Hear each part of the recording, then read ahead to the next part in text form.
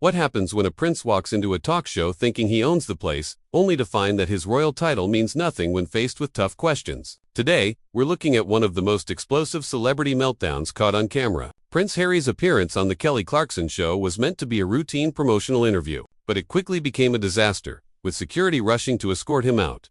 Before we dive in, make sure you subscribe and leave a comment with your thoughts on celebrities who can't handle criticism. Picture this. Kelly Clarkson sits across from Prince Harry in her bright, cheerful studio. The cameras roll, the audience is excited, and everything seems normal. Kelly starts with her usual warm approach, asking about his recent projects and life in California. Harry appears relaxed, leaning back in his chair with his familiar smirk. "So, Harry, you've been in America a few years now. How are you adjusting from royal life to regular celebrity life?" Kelly asks with genuine curiosity. Harry chuckles. "Well, Kelly, I wouldn't exactly call it regular celebrity life. I'm still a prince. I carry that responsibility and heritage. I haven't abandoned who I am." Kelly nods politely. "Of course, but there must be differences. You're doing interviews, writing books, making deals with streaming platforms. That's quite different from cutting ribbons and attending state dinners, right?" "Everything I do still has that royal touch," Harry says defensively. "People don't just see Harry. They see Prince Harry. That will never change, and I don't want it to." Kelly continues. "That's interesting. How do you maintain your royal identity while being financially independent and building your own brand?" Harry's expression shifts. That question shows a misunderstanding of what being royal means. It's not a job you clock in and out of. It's who you are, birthright. Whether in a palace or a mansion in Montecito, I'm still a prince. Kelly keeps her professional smile but notices his attitude. "Sure, but speaking of Montecito, you and Meghan have built a life there. How has marriage changed your perspective on your role and future?" Harry's demeanor changes instantly. He sits up straighter, jaw tightens, eyes narrow. "What do you mean by that exactly?" Kelly looks surprised. "I just mean marriage changes everyone, right? Decisions together, building a family, it must influence how you see your path forward." Harry's voice hardens. "You're suggesting my wife changed me or influenced my decisions. That's the narrative we've been fighting. I'm sick of it." The audience shifts uncomfortably. Kelly tries to steer back. "I wasn't implying that. I asked about personal growth and how marriage has affected you." Harry raises his voice slightly. "That's the problem. Every question about my marriage gets twisted into commentary about my wife. Why can't people accept I make my own choices? Why is everything about Meghan manipulating me?" Kelly stays professional but firm. "That's not what I asked. I asked how marriage changed your perspective, a question I asked many married guests without this reaction." Harry's voice rises. "So now I'm overreacting. The moment I defend my wife, suddenly I'm the problem." Kelly responds, her voice sharper. "I'm not saying you're overreacting. I'm saying you're responding to something I didn't ask. You're putting words in my mouth and then getting angry about things I never said." Harry leans forward aggressively. "Listen, Kelly, I've been dealing with this for years. Every interview, every question, every comment somehow gets twisted to make my wife the villain and me the victim. I'm not playing that game anymore." "But I'm not playing any game," Kelly responds, her patience thinning. "I asked a straightforward question about marriage, and you immediately jumped to conclusions about my motives. That's not fair to me or this conversation." "Fair." Harry laughs bitterly. "Is it fair that my wife is blamed for every decision I make? Is it fair that people act like I can't think for myself?" The tension in the studio is palpable. The audience is silent, watching the confrontation unfold. Kelly takes a deep breath. "Harry, I think we're getting off track. Why don't we talk about your upcoming projects instead?" "No," Harry interrupts. "We should address this head. You brought up my marriage, so let's talk about it. Every media outlet, every talk show, every interviewer has a narrative about my wife being the problem." "I have no predetermined narrative," Kelly says firmly. "I asked one question about how marriage changed your perspective, and you turned it into this whole thing about media narratives." "I'm not the media," Harry says, voice rising. "That's on you, not on me. I constantly have to defend my wife against attacks that never stop coming." "What attacks?" Kelly asks, her voice rising. "I didn't attack anyone. I asked about marriage. That's it. Are you kidding me? Have you not seen what the media has said about my wife for the past 5 years?" Harry's face is red, veins showing on his forehead. "Harry, I am not the media," Kelly says, throwing up her hands. "I am sitting here asking about your life. That's it, but you're part of the same system," Harry shoots back. "You're all part of the machine that tears people down and builds narratives. You act innocent, but you know what you're doing." "I know exactly what I'm doing," Kelly says sharply, her warmth gone. "I'm trying to have a normal conversation with a guest who apparently can't handle a simple question about marriage without melting down." "A meltdown." Harry stands abruptly, his chair scraping the floor. "You think this is a meltdown? This is me finally standing up for myself and my family instead of sitting there taking it." The audience gasps. Some front row viewers look like they want to leave, trapped by the cameras and the chaos. Kelly remains seated, rigid, jaw clenched. "Sit down, Harry," she says firmly. "You're being ridiculous and making everyone uncomfortable." "I'm being ridiculous. You ask loaded questions, and when I defend myself, I'm ridiculous. This is exactly why we left the country," Harry says. "Loaded questions." Kelly stands, matching his energy. "I asked how marriage changed your perspective. That's literally the most basic question you can ask a married person. If that's loaded to you, maybe you shouldn't be doing interviews. Maybe I shouldn't be doing interviews." Harry laughs bitterly. "Should I just hide and let people say whatever they want about my family? That's what you'd prefer, let the machine keep running." "What stories, Harry?" Kelly's voice rises. "What stories am I feeding people? I haven't said anything about your family except asking how marriage changed you. You brought up all this. I brought it up because I know where this is going," Harry says, pointing at her. "It always goes the same way. Ask about marriage, then leaving the royal family, interviews, family drama. It's the same script every time." "Well, maybe if you didn't make everything about family drama, people wouldn't ask about it," Kelly snaps. "Maybe if you could have a normal conversation without immediately jumping to conclusions, interviews wouldn't be so difficult for you." "Difficult for me." Harry's voice rises dangerously. "You have no idea what difficult is. Difficult is having your entire life scrutinized, having every decision questioned, having people you've never met tell you what you should or shouldn't do with your own life. Welcome to being famous, Harry," Kelly says sarcastically. "That's literally what fame is." She continues, "If you can't handle people asking questions about your life, maybe you shouldn't be a public figure." "A public figure?" Harry shouts. "I'm not just a public figure. I'm a prince. I'm royalty. I was born into this. I didn't choose it, and I certainly didn't choose to have people like you questioning my every move."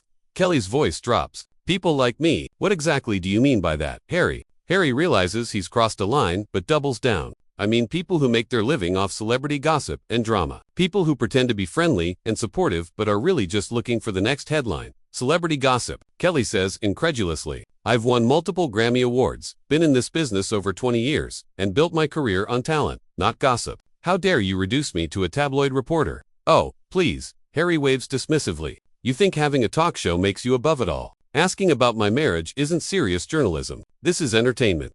"You're absolutely right," Kelly says, sarcasm heavy in her voice. "This is entertainment. And right now, you're entertaining everyone by showing exactly what kind of person you are, what kind of person I really am." Harry's voice shakes with rage. "And what kind of person is that? Kelly, enlighten me." "The kind of person who can't handle criticism. Who can't answer a simple question without throwing a tantrum. Who thinks his title gives him the right to talk down to people." Kelly fires back. "The kind of person who blames everyone else for his problems instead of taking responsibility for his actions." "Taking responsibility." Harry laughs harshly. "You want to talk about responsibility? I left everything behind to protect my family. I gave up my royal duties, my military appointments, my life in England. If that's not taking responsibility, what is?" "You left because you couldn't handle the pressure," Kelly says bluntly. "You left because things got tough, and instead of dealing with it, you ran away. And now you're here throwing another tantrum over one simple question." "I didn't run away," Harry says, his voice hoarse from shouting. "I made a strategic decision to protect my wife and children from the toxic environment my own family was perpetuating."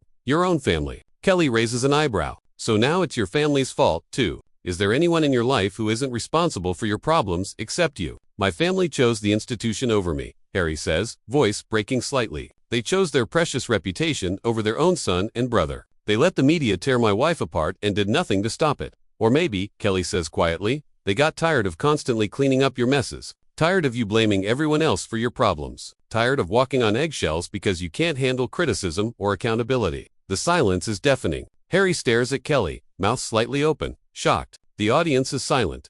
"How dare you?" he whispers. "How dare you talk about my family like that? You don't know what we went through." "I know what everyone knows," Kelly says firmly. "I know you've spent years blaming everyone but yourself. I know you've thrown your family under the bus in interviews and a book. And I know you're doing the same to me right now."